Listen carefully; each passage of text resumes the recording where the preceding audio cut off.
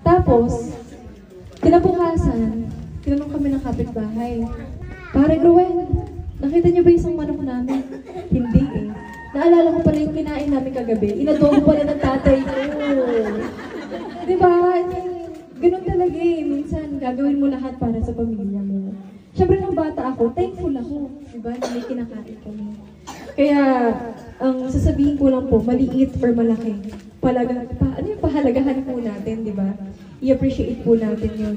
At magkakakilala naman po kayo dito. Kapag may problema po, alam ko may mga marites, pero kayo na lang din po yung magtulungan. At sana nagtulungan din po namin kayong lahat, di ba?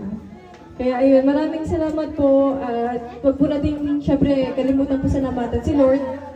Diba? Kung anong meron tayo ngayon, hindi pa naman tapos ang buhay. So, hindi natin alam ba kinabukasan may blessing sa darating, may perang darating, may project sa darating, diba? May trabaho darating. Kaya wag po tayo mawawalan ng pag-asa. Ayun. Maraming pong salamat sa lahat.